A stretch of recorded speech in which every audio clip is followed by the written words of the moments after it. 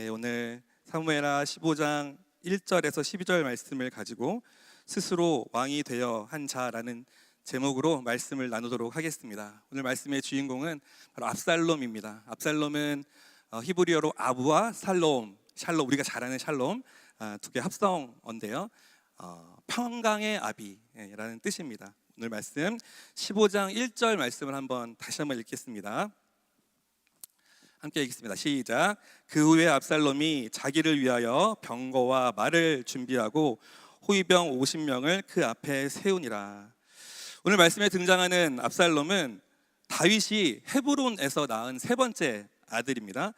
그에게는 다말이라는 친여동생이 있었고요. 다말은 아주 아름답기로 유명했죠.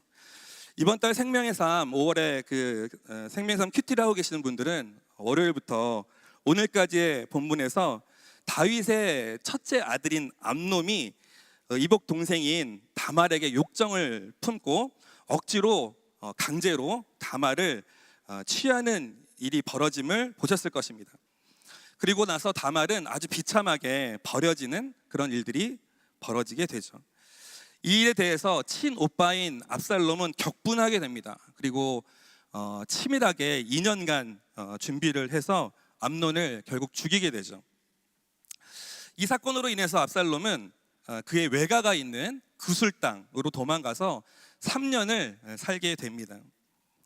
아들 압살롬을 그리워했던 다윗은 요압을 통해서 압살롬이 다시 예루살렘으로 돌아올 수 있게 하지만 이상하게도 그렇게 그리워했던 압살롬을 2년 동안 만나주지 않습니다.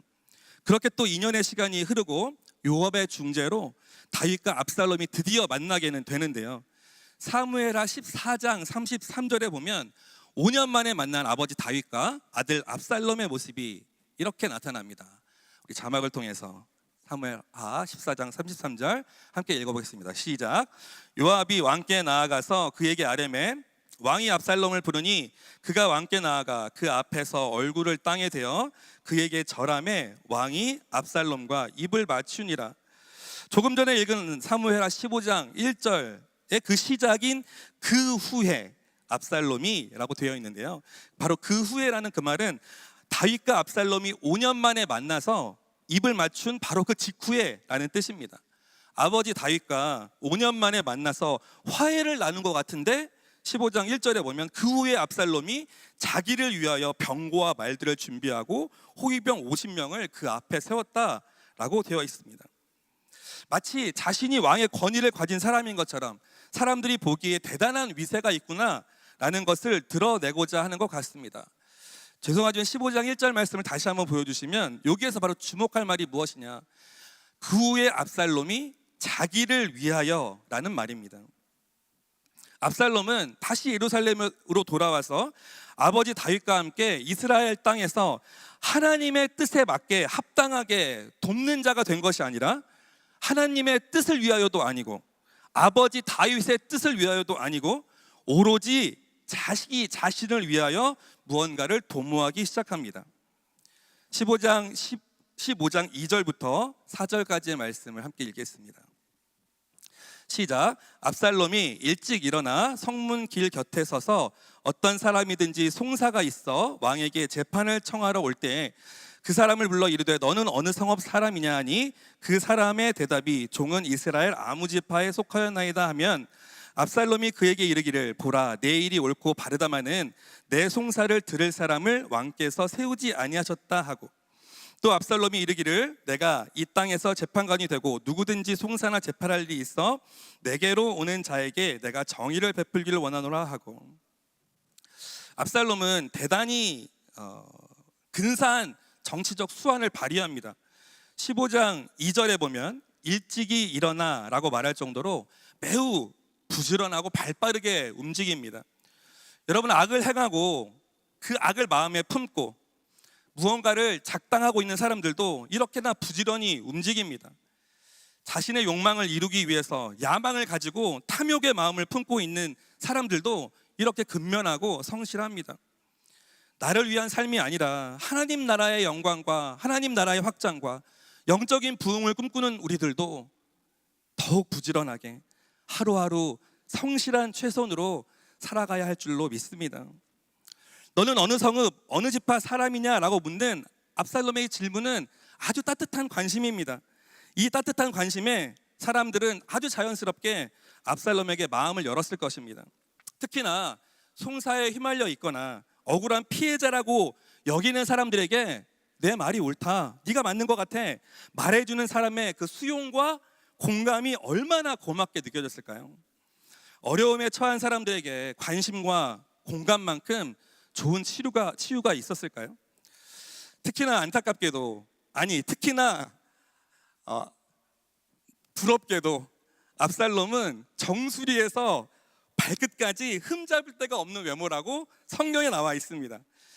다른 곳도 아닌 성경에서 이 정도로 외모를 평가해 줬다면 도대체 얼마나 잘생긴 외모일까요?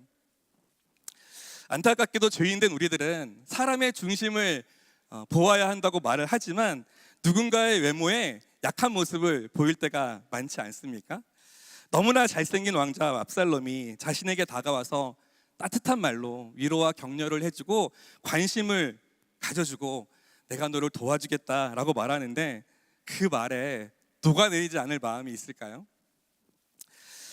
죄성을 가지고 있는 우리들은 말씀과 진리보다는 보여지는 외모에 더 마음을 뺏길 때가 많은 것 같습니다.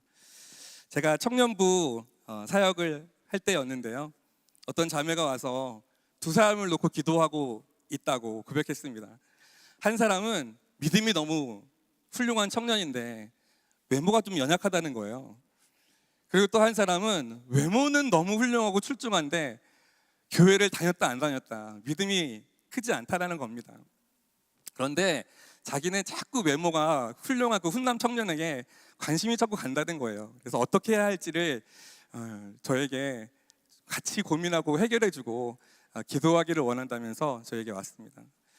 그래서 다른 사람들은 뭐라고 하디 물어봤더니 어떤 분이 그렇게 대답하셨다고 하더라고요. 믿음은 기도 열심히 하면 갑자기 믿음이 생길 수도 있지만 외모는 아무리 기도해도 바뀌지 않는다. 일단 네가 좋아하는 사람을 선택하고 열심히 기도해라 라고 했다는 거예요. 아무리 잘 믿는 집사님, 권사님들도 이런 말씀을 하신다라는 겁니다. 다행히 믿음 좋은 형제를 만나서 잘 살고 있죠. 압살롬은 수려한 외모를 갖추었고 다윗의 아들로서 매우 훌륭한 혈통을 가지고 있었지만 그래서 다른 사람에게도 매우 호감으로 다가갔지만 안타깝게도 그에게 하나님이 없었습니다. 압살롬이 하나님의 뜻을 헤아리는 장면은 성경 어느 곳에도 나와 있지 않습니다. 단 한 줄로 나와 있지 않습니다. 진정한 이스라엘의 왕이신 하나님의 뜻과는 전혀 무관하게 스스로 왕이 되어 보겠다라고 다짐하고 자신의 탐욕을 감추고 사람들에게 다가갔던 것이 바로 압살롬입니다. 사무엘하 15장 5절에서 6절까지 한번 읽어보겠습니다. 시작. 사람이 가까이 와서 그에게 절하려 하면 압살롬이 손을 펴서 그 사람을 붙들고 그에게 입을 맞추니 이스라엘 무리 중에 왕께 재판을 청하러 오는 사람마다 압살롬의 행함이 이와 같아서 이스라엘 사람의 마음을 압살롬이 훔치니라.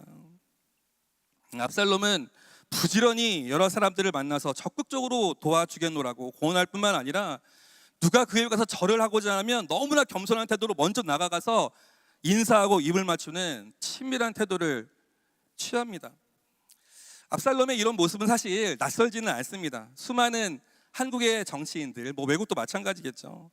자신의 이익을 챙기기 위해서 수단과 방법을 가리지 않는 많은 사람들이 우리 주변에 존재하기 때문입니다. 이와 같은 사람들은 진리에 대한 분별력을 잃게 만듭니다. 그러하기에 사람을 옳게 볼 수 있는 영적 분별력이 우리에게 필요할 것이며 날마다 깨어서 하나님께 지혜를 구하는 겸손함이 필요합니다. 성경의 많은 부분에서 하나님의 뜻을 받아 리더로 세워진 사람이 어떠하느냐에 대해서 배울 점이 참 많은데요, 오늘 말씀은요, 제가 생각하기에 리더가 아닌 리더를 따르는 사람들의 영적인 분별력이 너무나 중요하다는 걸 말씀하고 계시는 것 같습니다. 압살롬이 자신의 계획을 준비하는 모든 시간 가운데 그 어느 상황에서도 하나님의 뜻을 구했다, 하나님의 마음을 구했다라는 말이 없다고 말씀드렸죠. 압살롬은 철저하게 오늘 1절 말씀처럼 오로지 자기를 위하여 이 모든 일을 계획하고 진행시키고 있었습니다. 하나님의 뜻과 전혀 상관없이 자신의 때를 준비하던 압살롬에게 드디어 스스로 결정한 때가 온 것 같습니다. 7절에서 9절까지의 말씀을 보겠습니다. 시작. 4년 만에 압살롬이 왕께 아뢰되 내가 여호와께 서원한 것이 있사오니 청하건대 내가 헤브론에 가서 그 서원을 이루게 하소서. 당신의 종이 아람 그술에 있을 때 서원하기를 만일 여호와께서 반드시 나를 예루살렘으로 돌아가게 하시면 내가 여호와를 섬기리이다 하였나이다. 왕이 그에게 이르되 평안히 가라 하니 그가 일어나 헤브론으로 가니라. 압살롬은 자신이 쿠데타를 일으킬 거점으로 헤브론을 정합니다. 자기가 태어난 고향인 헤브론에서, 그리고 아버지 다윗이 이스라엘 왕으로 즉위했던 역사적인 의미가 있는 장소 헤브론에서 어떤 정당성을 부여받고 싶었었던 것 같습니다. 더불어서 수도를 예루살렘으로 옮기면서 다윗에게 불만을 품고 있었던 헤브론 사람들의 인심을 얻기 위함이 아닐까라는 생각도 듭니다. 그렇기 때문에 헤브론은 압살롬에게 자기가 왕으로 세워지기에 아주 적당한 장소라고 생각했던 것 같습니다. 그런데 지금까지의 이 상황에서 너무나 아쉬운 것은 다윗이 아무런 제재나 의심 없이 압살롬을 그래 헤브론으로 가라라고 보내주었다는 것입니다. 다윗은 더 이상 예전과 같은 날카로운 영성을 지니고 있지 못했던 것 같습니다. 오늘 말씀 10장 10절부터 12절까지 제가 한번 읽어보겠습니다. 이에 압살롬이 정탐을 이스라엘 모든 지파 가운데 두루 보내 이르기를 너희는 나팔 소리를 듣거든 곧 말하기를 압살롬이 헤브론에서 왕이 되었다 하라 하니라. 그때 청함을 받은 200명이 압살롬과 함께 예루살렘에서부터 헤브론으로 내려갔으니 그들은 압살롬이 꾸민 그 모든 일을 알지 못하고 그저 따라가기만 한 사람들이라. 제사 드릴 때 압살롬이 사람을 보내 다윗의 모사 길롯 사람 아히도벨을 그의 성읍 길로에서 청하여 본지라. 반역하는 일이 커가매 압살롬에게로 돌아오는 백성이 많아지니라. 압살롬은 정말 치밀하게 반역을 준비합니다. 모든 지파에게 첩자를 보내서 다윗에 대해서 좋지 않은 말들, 그리고 자신에 대해서는 좋은 소문을 내게 했을 것이고, 때가 되었을 때 압살롬이 헤브론에서 왕이 되었다라고 당장은 누구도 확인할 수 없는 불가능한 그런 말들을 하게 만듭니다. 압살롬의 선동에 이끌려서 함께 하게 된 무리 200명은 말씀에 나와 있듯이 왜 내가 그곳에 가야 하는지도 모르는 상태에서 압살롬의 부름에 따라갔습니다. 즉 내가 이 사람을 따라가야 되는 것이 맞는지 맞지 않는지도 모르는 분별력을 잃어버린 상태에서 따라가 버린 것입니다. 그저 군중의 상태로 쫓아갔던 사람들입니다. 어느덧 나도 모르게 반역의 무리에 속하게 된 것이죠. 압살롬이 왕이 되겠다고 한 것은 단순히 이스라엘에서 내가 권력과 명예와 명성을 얻어야겠다라고 한 것이 아니라 하나님의 영광을 가로채려고 한 행동임을 잊지 말아야 합니다. 즉 압살롬의 영은 반역의 영이며 교만과 탐욕과 허영의 영인 것입니다. 우리는 살아가면서 부지불식간에 내가 나의 인생의 주인인 것처럼 생각하고 말하고 행동할 때가 너무나 많죠. 내 인생의 주인이 나라고 생각하는 순간이 바로 하나님의 영광을 가로채는 압살롬의 영이 역사하는 시작임을 명심해야 합니다. 오늘의 말씀을 마무리하면서요, 저는 압살롬에 대한 이 안타까움 뿐만 아니라 다윗 왕에 대한 아쉬움을 말하지 않을 수 없습니다. 압살롬이 자신의 그 불의함을 정의로움으로, 따뜻한 사랑으로 포장하여서 사람들을 선동한 죄, 스스로 왕이 되려 했던 허영과 탐욕의 죄는 부인할 수 없는 죄입니다. 하지만 압살롬이 이 지경에 이르기까지 다윗은 과연 무엇을 했는가? 하나님의 지혜가 부어진 기름 부음의 왕 우리 다윗은 과연 무엇을 했는가? 생각하지 않을 수 없습니다. 날카로웠던 그의 지성과 영성이 왜 이렇게 무뎌져 버린 것일까요? 자신의 딸 다말을 성폭행한 큰아들 암논을 제대로 벌하지 않았고, 살인을 저지른 압살롬에 대한 미숙한 대응으로 인해서 반드시 존중받고 인정받고 존경받아야 마땅할 아버지로서의, 그리고 왕으로서의 권위가 이미 상실되어 버렸습니다. 암논을 제대로 징벌하지 않아서 결국 압살롬이 살인자가 되고 도망자가 되게 만들었습니다. 겨우 압살롬을 사면시켜서 되돌아오게 해놓고서도 2년 동안 냉대하고 방치함으로써 부자 간에 화해하고 회복할 시간을 갖지 않았습니다. 이로 인해 압살롬은 결국 그의 마음에 아버지에 대한 오해와 원망과 미움이 싹트게 되었습니다. 여러분, 부모의 무분별한 용서는 용서가 아니라 방치입니다. 방관입니다. 오히려 자식들의 마음에 건강하지 못한 부모의 상을 갖게 합니다. 하나님이 말씀하시는 은혜와 용서는 무조건적인 은혜이지 무분별한 은혜가 아닙니다. 하나님의 사랑과 용서와 은혜는 값싼 은혜가 결코 아닙니다.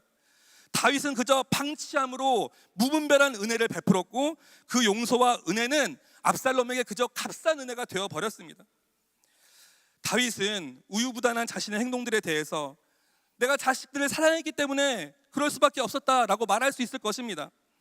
하지만 그가 말한 사랑이 과연 하나님이 원하시는, 하나님이 말씀하시는 진리에 근거한 진정한 사랑이냐? 아니면 철저하게 자기 중심적인 왜곡되고 변질된 사랑이냐? 라고 따져 물었을 때 어떻게 대답할까요?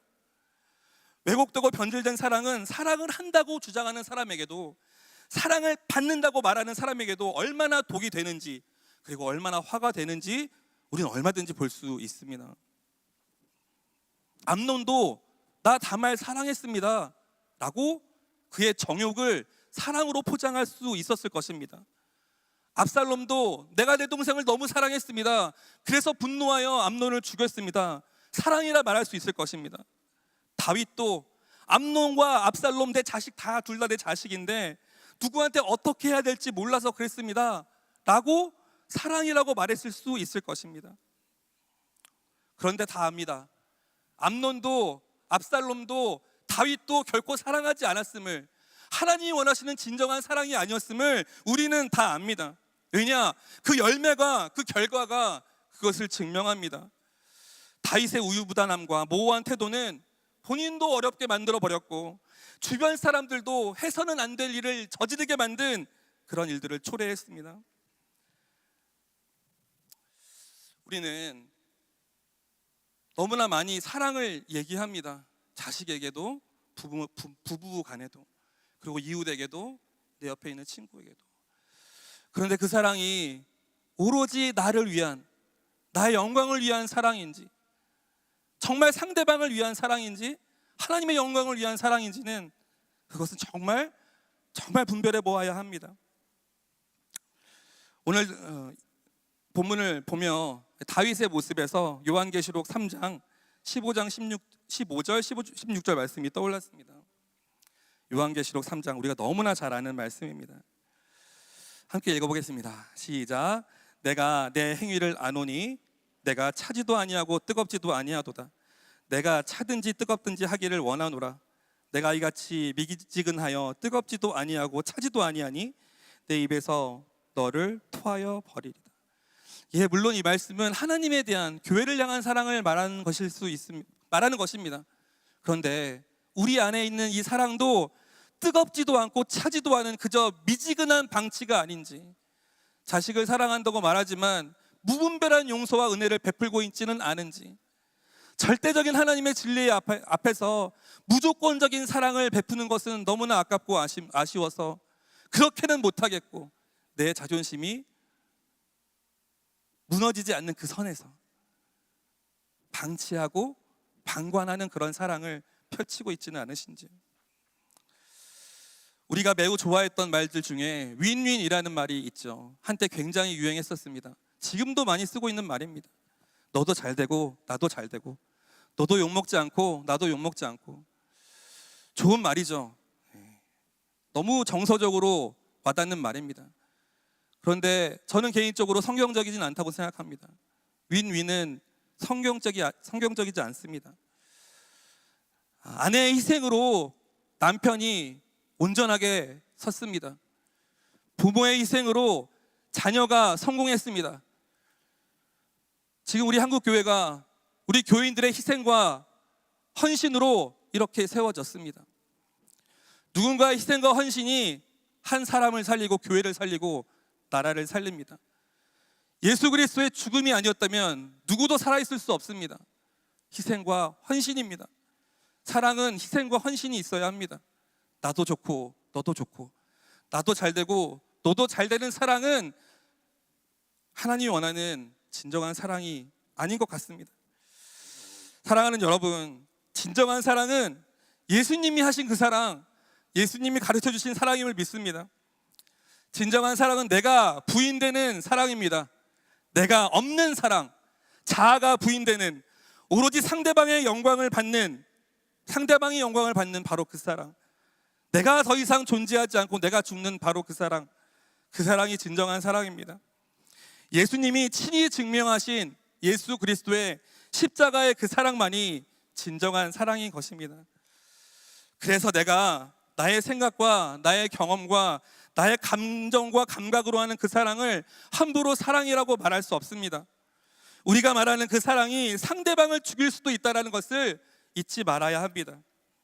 하나님이 말씀하신 진정한 사랑이 무엇인지, 진리에 기반한 사랑이 무엇인지, 자기 부인의 사랑이 어떤 것인지, 내가 죽어도 너는 살아라 말하는 그 사랑이 어떤 것인지를 분명히 깨달아 알고, 예수님의 그 아름답고 예수님의 그 헌신된 그 희생의 사랑을 본받아 따라 나아가는 우리 금호중앙교회 성도님들이 되시기를 진심으로 축복합니다. 네, 기도하겠습니다.